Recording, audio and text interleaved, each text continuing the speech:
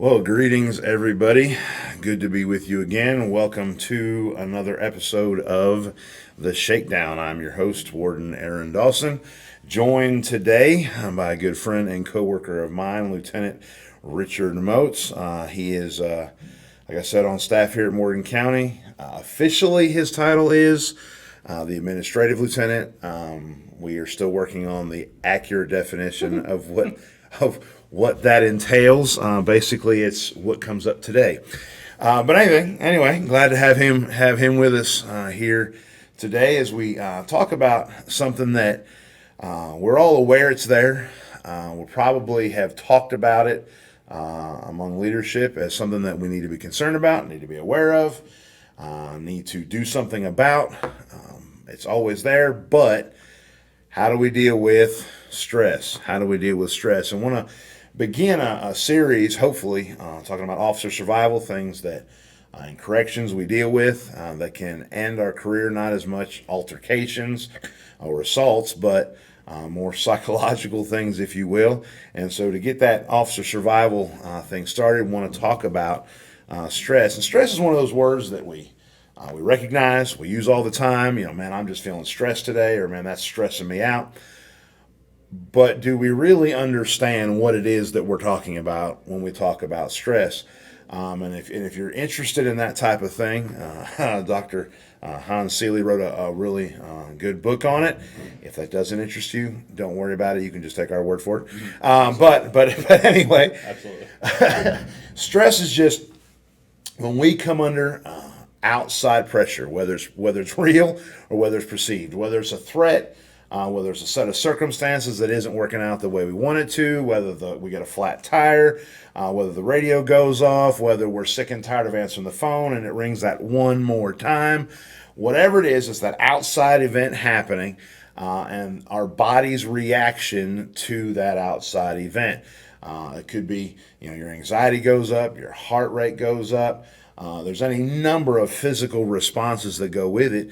But the neat thing when we talk about stress is that it's not something, well, number one, it's not something we can avoid, but beneficially, it's not something we have to allow to take over us.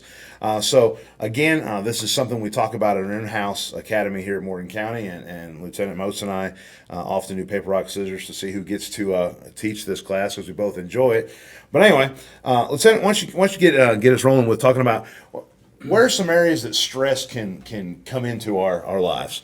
Okay, so I guess first off, I want you to go back in the back of your mind until you were a twinkle in your mom and dad's eyes. Okay, and your parents got together, and for whatever circumstance, you were developed to be brought into the world. All right, you were conceived.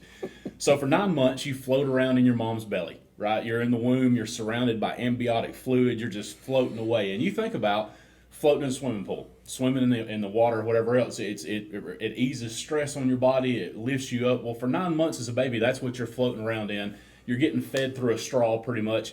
And then that day comes, and you are ready to make your grand entrance into the world. And as the gates open and you come out into the world, as soon as you come out of your mother's womb, the first thing you feel is stress.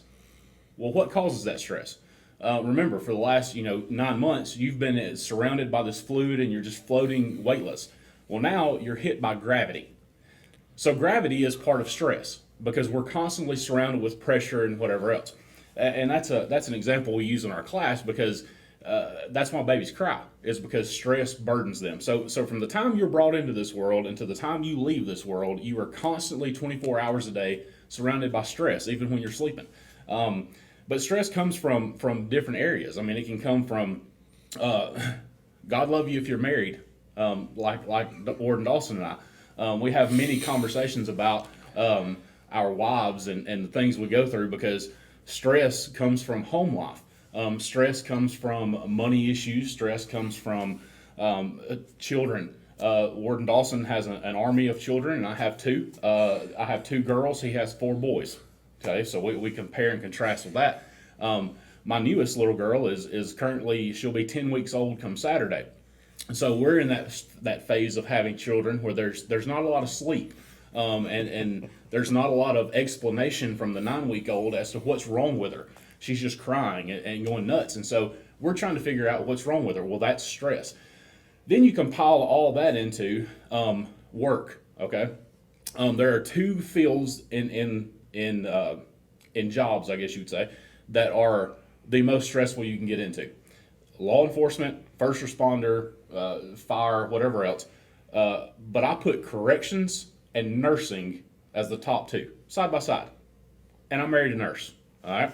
So during the height of COVID, my wife was, dead into the thick of it, working on the COVID floor, having to shed her clothes when she come in the house in the garage to keep from affecting us. Man, that was the most stressful time. Plus, we're balancing that here. So we're trying to balance stress at work, keeping our one child safe at that time, not infecting our older parents, our grandparents, whatever else. So stress can hit you from many, many different sides. The stress of both Warden Dawson and I are pretty sound in our faith, but the stress of what happens when you die. Death is a stressful thing, whether it be a death of a loved one, death of someone that you work with, anybody that you have encountered that meant something to you, passing away, friends dying at a young age. Both death, birth, every cycle of life, no matter how joyful, is also stressful, because even the joyous times of those babies being born or getting married, depending on how you look at marriage and how many times you've been married, it can be the happiest time of your life. But even in those happy times, you are now responsible for another human being. And what it does to your body is it causes you to act in many different ways. You have to channel that stress. You either internalize that stress or you externalize that stress. Depending on how close your spouse is. Exactly. Depending on how close. Yeah, absolutely. And depending on what, we're from Alabama, so we beat our wives down here apparently. That's the mantra that we've heard all over the country is, well, y'all just, anyway, that's for a different podcast. But so internalizing that stress is not good. All right. Us as corrections officers, most of us are A-type personalities. We're those guys that we harbor it all in, we take hold of it, we do whatever, and we don't want to talk about our feelings. Well, when you do that, it causes all kinds of effects. How many of you have high blood pressure? How many of you take anxiety medicine? How many of you do all of the above? And raise my right hand. But it leads to other issues. When you internalize stress, eventually it has to externalize in some way. You hold it in until an explosion happens.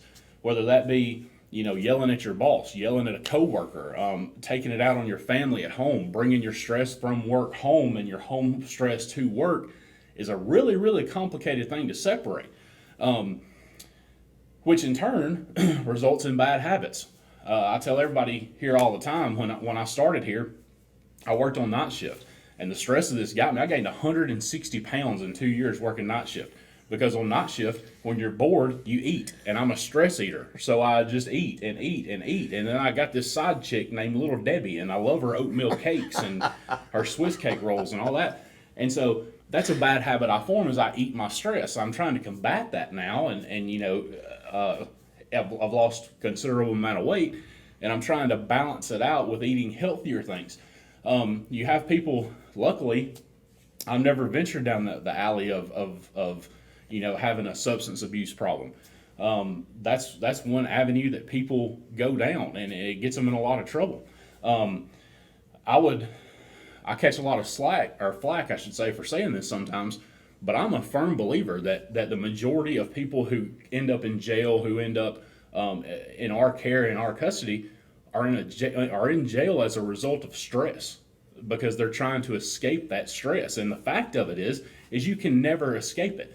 You can run from it, you can hide from it, you can do whatever, but in some way that stress is going to externalize itself, and you just have to figure out how to manage how you're going to cope with that stress and what we can do to fix it. And I'm probably not the greatest at figuring that out, but I've gotten a lot better. So Dawson, what do you think we can do to manage our stress? Well, I was just thinking, first of all, I'm thinking, this podcast is on its way to being, it's got to be the top podcast. And we just covered biology. Yes. We covered therapy with relationships. We probably talked some folks out of getting married if they were considering getting Absolutely. married or being a parent. And then, and encapsulated all that, bringing it back around to dealing with the psychology of stress. So, and get the word out there. Total package here at the Shakedown. But anyway, Yes. back to And when Tate McCotter sees this, he's going to say I talk way too fast. I'm the only person from Alabama that talks faster. Go ahead. So now we're into linguistics. See, I think we are covering it all. But anyway, back to your question. Yeah, the key, I feel like, when we talk about stress, like you said, it's going to happen. We're going to have it. But if we don't deal with it effectively, and the truth is, either we're going to deal with the stress or the stress is going to deal with us. And so if we ignore it, pretend it's not there, then it's going to deal with us. And, not making light of that fact, but, we've had some staff here at Morgan County recently that whatever was going on in their personal life, I don't know about those things, but it got to the point in their life where here they just couldn't take it anymore, and they just had to. I mean, I'm done, I'm out, and out the door they went. Perfect example of the stress was dealing with them rather than the other way around. But I know personally, to answer your question, Moses, I know personally that keeping myself grounded in the fact that corrections, it's what I do, it's not who I am. Exactly. That I'm a husband and I'm a father, and those two relationships dictate everything else that I do. As you mentioned, being a person of faith, that drives how I think, how I talk, how I act. Hopefully, in most cases, keeping that focus on, yes, this is important. Our society needs it. It's a job that I support my family with, and yes, those are important things. But keeping the focus on what really matters. And I'd say the second thing is, and actually I had a conversation with a supervisor, a coworker yesterday, and she was asking, how do you win? How do you succeed in this?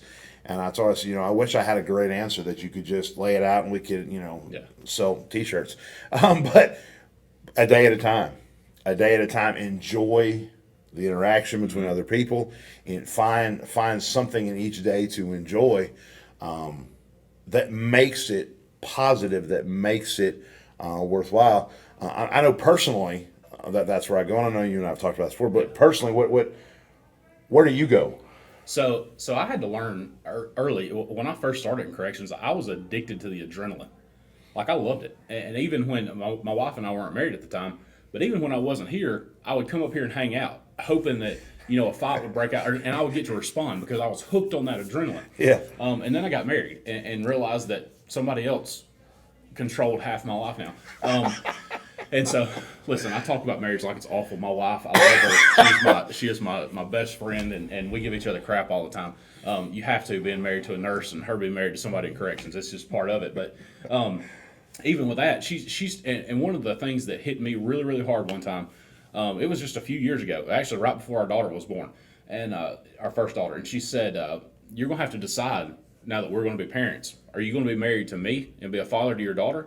Or are you going to be married to the sheriff's office and be a father to your employees? And I was like, ouch. Ow. Yeah. Ouch. So I had to learn. Even now, when I leave here, I have my county phone that I keep on me 24 hours a day, and people call it 24 hours a day. That's fine. But now I've grown to where when I'm at home, I put that county phone on vibrate or on silent, and so I'll check it, every couple hours as I walk by or whatever. But if it's something that bad, that drastic, all of our sergeants have my personal cell phone number, and I always have it on me. But I can respond back to emails later, after my kids go to bed, after my wife's asleep. I can do. You have to take care of family. You have to take care of what matters the most first, and realize that yes, this is a job. And some really good advice an old timer gave me. When I first started working here, he was a Vietnam vet, hardcore guy. I mean, really, really hardcore dude. But had the biggest heart I've ever seen. And he said, Moats, at the end of the day, you can never be big enough in this world, in the world of corrections, in your job doing here or any other job, that if you got hit by a bus tomorrow, they wouldn't replace you the day after. And I said, yeah, okay, that's very true, because as much as we may think, if you're an administrator or you're a sergeant, that we're the best at what we do, we're the greatest at what we do, well, guess what? At some point, hopefully, we're going to retire, and somebody else is going to have to be the greatest. Somebody else is going to have to do what we do. So one way that I've tried to challenge stress a little bit and kind of build it up as well is making sure I have my own little drop dead manual that I'm teaching people who are under me or work with me that to do what I do and how to do it the right way, so I don't have to worry about it. I don't have to constantly be that A-type controlling personality to make sure everything's done, which I am terribly. But stress is a tricky thing, man. It really stress is a tricky thing for me because I try to go to the gym as much as I can. But then in my head with the stress, I combat that. Oh, I went to the gym last night. I get a cheeseburger for lunch today. Which absolutely totally balances itself out. Yeah, I'm going to start eating kale chips or something. Yeah, it's a constant, steady battle, and it doesn't matter who the experts are. I love Dr. Steve Sampson and the stuff that he teaches, and Hans Seil's book about eustress, distress, gut level stress. I love all that, but at the end of the day, none of them really know how to deal with it. They tell you what it is. They tell you how to cope with it. They tell you how to talk to people. That's all good and dandy. But nobody says this is how you get rid of stress, because you can't. It's always going to be there. So it's just learning your own way, your own method to kind of cope with it, whether it be reading. Dawson has a library bigger than the library in my home county at his house. He loves to read. I'm a music nut. I can't play any instruments really well. I can pick around and peck on all of them, but I love listening to music. Anything from jazz to classical to, I try to stay away from post 90s hip hop or post mid 2000s because I think it's garbage. But like classic rock, whatever. That's my channel. That's how I get it out. Is I find ways to just take my mind off jail life and turn into Richard. Not Moats anymore, but I'm just Richard at home, which is weird because my mom's the only person that calls me that. And the sheriff. And the sheriff. And the sheriff, yeah. So see, guys, like I said before, we just dabbled in music as well. We got into the literary arts, full package here. Well, guys, obviously we could talk for hours about stress, and I mean, you do a little Googling, do a little looking. You can find articles, you can find books. You can find people to talk to, and I tell you, if stress is something you're dealing with, do all of that. Absolutely. Google those articles, get those books, find somebody that you can talk to, because if you're going to be in this line of work for longer than 45 seconds, you're going to have to deal with it. So you deal with it rather than it deals with you. Well, looks like we're about out of time for today. Stay with us as we continue talking about officer survival. Appreciate you being with us. Most appreciate you doing it. Rick and Bubba, look out. We're coming. Yeah. But just throwing that out there for general consensus. But anyway, Godspeed, guys, as always. Stay sharp, stay safe, stay vigilant. See you next time.